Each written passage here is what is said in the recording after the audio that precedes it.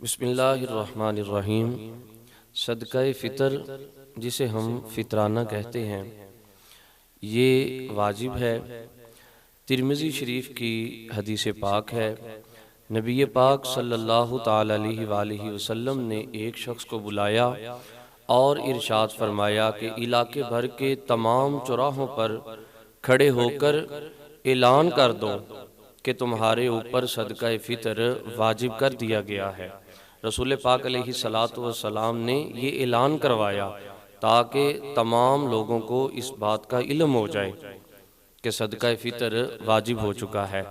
देलमी शरीफ की हदीस पाक है, रसूल पाक अलैहिस्सलातु वस्सलाम ने इरशाद फरमाया कि तुम्हारा रोज़ा ज़मीन और आसमान के दरमियान लटका रहता है।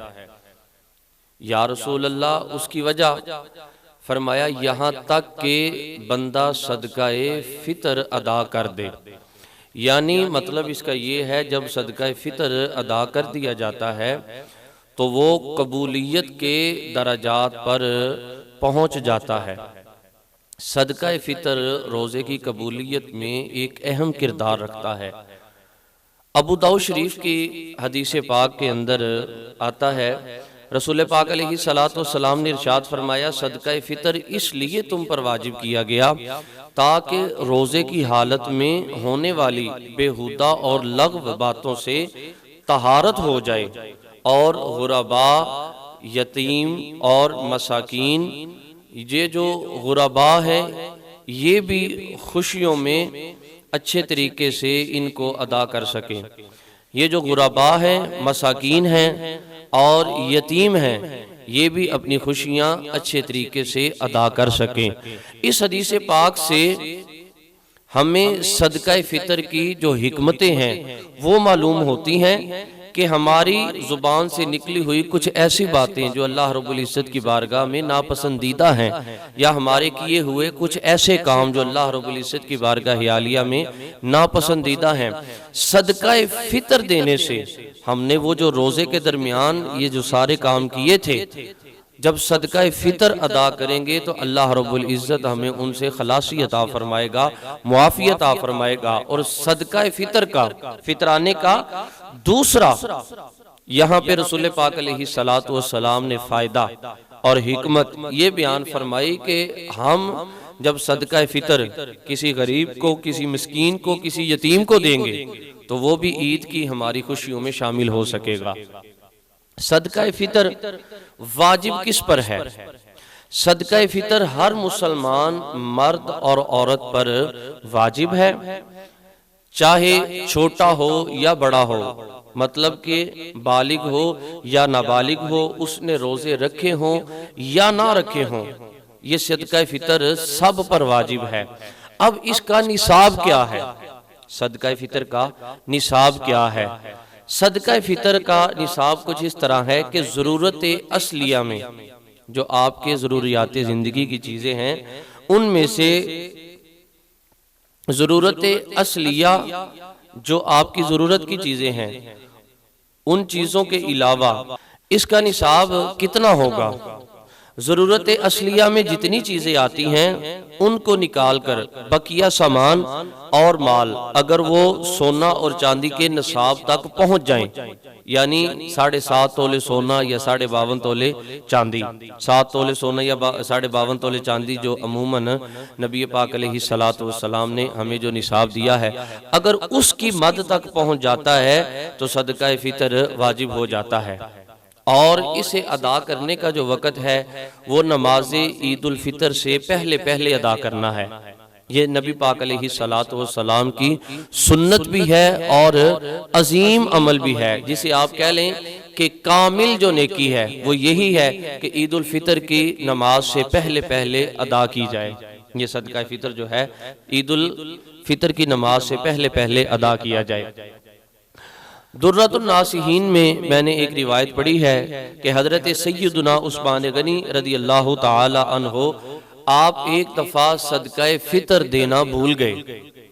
जब आपने नमाज ईद उल फ़ितर अदा फरमा ली तो आपने आके एक गुलाम आज़ाद कर दिया, जब रसूल पाक सल्लल्लाहु ताला अलैहि वसल्लम को पता चला कि उस्मान गनी ने एक गुलाम आज़ाद कर दिया है, बाद में पहले फितराना देना भूल गए थे, सदका फितर देना भूल गए थे, तो रसूल पाक अलैहिस्सलातु वस्सलाम ने हजरत उस्मान गनी को बुलाया और फरमाया, अब चाहे आप 100 ऊंट भी अल्लाह रब्बुल 100 गुलाम भी अल्लाह रब्बुल इज्जत की राह में खर्च कर दें, सदका फितर के नाम से अदा कर दें, आपको फिर भी वो सवाब नहीं मिलेगा।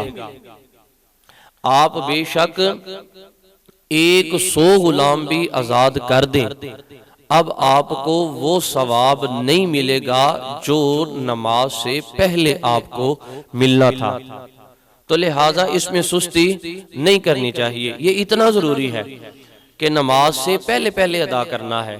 हजूर ने फरमाया अगर एक के बदले आप 100 गुलाम भी आजाद कर दें, लेकिन जो पहले वाला सवाब था अब वो हासिल होने वाला नहीं है। अच्छा, यहाँ पे मैं एक बड़ी जरूरी बात अर्ज करना चाहता हूँ, वो ये है कि सदका फितर जो है ना जी, ये हमें अपनी माली हैसियत के मुताबिक अदा करना चाहिए। देखे ना, एक बंदा पराडो पे आता है, वो भी सदका फितर गंदुम के मुताबिक दे जाता है, और एक बंदा मोटरसाइकिल पर आता है, वो भी गंदुम के मुताबिक अपना सदका फितर अदा करता है। हालांकि सदका फितर जो है ना, इसकी इकसाम है, जिस तरह गंदुम, जौ, खजूर, मुनक्का, जिसे आप किशमिश भी कहते हैं, मेवा भी कहते हैं, ठीक है जी, ये 4 इकसाम बयान की गई हैं जो अपनी माली आप इस्तात देखें कि अल्लाह ने हमें अता कितना किया है। देखें जो गंदुम है, रवां साल उलमा ने इसका फैसला फरमाया है कि वो 320 रुपए बनते हैं। सदका फितर जो गंदुम के मुताबिक देखा जाए तो वो 320 रुपए बनते हैं। अगर जौ के मुताबिक देखा जाए तो 480 रुपए बनते हैं। इसी तरह अगर खजूर के हिसाब से देखा जाए तो 2800 रुपए, और मुनक्का के हिसाब से अगर देखा जाए तो 6400 रुपए बनता है। अब ये कैटेगरी रसूल पाक अलैहिस्सलातु वस्सलाम ने इरशाद फरमाई है कि जो जिसका लेवल है, अल्लाह ने जिसे जितना ज्यादा दिया है वो उतना ज्यादा अल्लाह रब्बुल इज्जत की राह में खर्च करे। और ये जो मैंने कीमतें आपको बताई हैं, ये उलमा ने कम से कम बताई हैं, कम से कम जो नॉर्मल अशिया हैं उन पे। अगर आप इन्हीं चीजों में अच्छी क्वालिटी लेंगे तो डेफिनेटली उसका रेट बढ़ जाएगा, ठीक है जी। लेकिन कोशिश हमें फिर भी यही करनी चाहिए कि अल्लाह की राह में अच्छी से अच्छी, प्यारी से प्यारी और ज्यादा से ज्यादा चीज कुर्बान करनी चाहिए। अल्लाह रब्बुल इज्जत कुरान मजीद में इरशाद फरमाता है ना, बिस्मिल्लाहिर्रहमानिर्रहीम, लन तनालुल बिर्रा हत्ता तुनफिकू मिम्मा तुहिब्बून, हरगिज तुम उस वक्त तक नेकी तक नहीं पहुंच सकते जब तक अल्लाह की राह में वो ना खर्च करो जिसके साथ तुम्हें मोहब्बत हो, जो चीज तुम्हें प्यारी हो। पता चला अगर हम जिस चीज से ज्यादा प्यार करते हैं, अगर हम वो अल्लाह रब्बुल इज्जत की बारगाह आलिया में खर्च करेंगे तो उसकी नेकी भी हमें ज्यादा मिलेगी, उसका अजर और उसका सवाब भी ज्यादा मिलेगा। होता ये है, अब जो गरीब बंदा है, जो इस्तात के लिहाज से अल्लाह रब्बुल इज्जत ने उससे थोड़ा नवाजा है, दूसरे की निस्बत, अमीर की निस्बत इसे थोड़ा नवाजा है, वो 320 रुपए दे के उसने अपना अल्लाह रब्बुल इज्जत की बारगाह में शुक्र अदा कर लेना है कि या अल्लाह तेरी मेहरबानी कि तूने मुझे इस लायक भी बनाया कि मैंने ये दिए हैं, लिए नहीं। अब एक बंदा वो है जो अल्लाह रब्बुल इज्जत ने जिसे बहुत ज्यादा अता किया है।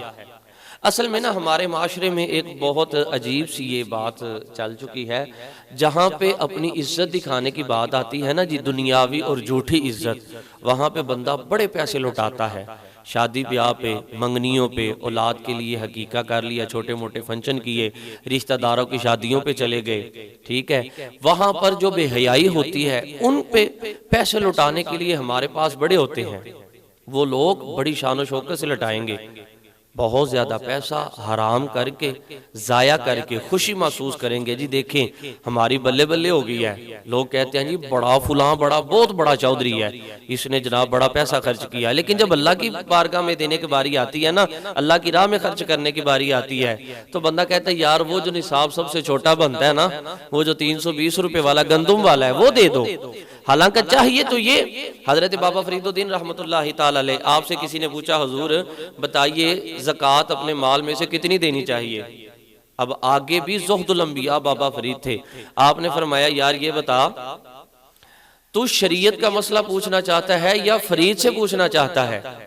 तो उसने कहा हुजूर फरीद का मसला भी बता दे, शरीयत का मसला भी बता दे, क्योंकि फरीद भी शरीयत से बाहर जाते नहीं। अल्लाह का वली हो शरीयत से बाहर जाए, इस तरह हो सकता नहीं। उसने कहा हुजूर आप दोनों जो है ना वो मसले बता दें।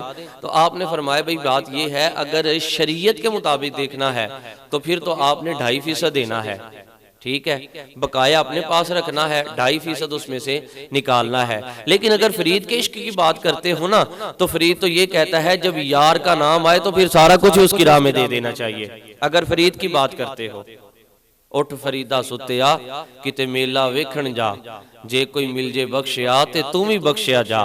उठ फरीदा सुत्या किते झाड़ू फेर मसीत, तू सुता रब जागदा तेरी डाडे नाल परीत। तो कोशिश करनी चाहिए हमें अल्लाह की राह में ज्यादा से ज्यादा खर्च करना चाहिए। और एक और मेहरबानी किया करें, ये मेरी आखिरी गुजारिश है आपसे, कोशिश करें वक्त से पहले पहुंचे। बड़े ज्यादा आपके इर्द गिर्द सफेद पोश ऐसे लोग मौजूद हैं जो शर्म के मारे बाहर नहीं निकलते। हमें पता होता है हमारे मोहल्ले में, हमारे रिश्तेदारों में, हमारे बहन भाइयों में कौन मुस्तहिक है, किस तक उसका हक पहुंचाया जाए। कोशिश करें वक्त से थोड़ा पहले चले जाएं। अगर आप पहले जाएंगे तो पक्की बात है उसकी जो खुशियां होंगी, ठीक है, उससे जो जरूरियात होंगी वो अच्छे तरीके से उन्हें निभा सकेगा, पूरा कर सकेगा। और नबी पाक अलैहिस्सलातु वस्सलाम ने ना एक हदीस पाक का मैं छोटा सा मफहूम आपको सुना देता हूँ। रसूल पाक अलैहिस्सलातु वस्सलाम ने इरशाद फरमाया, उम्मुल मोमिनीन हजरत आयशा रावी हैं, और हजरत आयशा से नबी पाक अलैहिस्सलातु वस्सलाम मुखातिब हैं, फरमाया आयशा जो बंदा किसी मोमिन का दिल राजी करेगा अल्लाह की रजा के लिए, अल्लाह रब्बुल इज्जत बगैर हिसाब उसकी बख्शिश फरमा देगा। इतना बड़ा अजर है। तो देखें जब आप किसी का दिल राजी करने के लिए, अल्लाह की रजा खालिसतन हासिल करने के लिए जाके उसकी परेशानी को दूर करेंगे, अपना माल अल्लाह की रजा के लिए उसे पेश करेंगे, उसका दिल राजी होगा, उसकी खुशियां बढ़ जाएंगी। जब उसकी खुशियां बढ़ जाएंगी अल्लाह आप और मेरे ऊपर भी राजी हो जाएगा।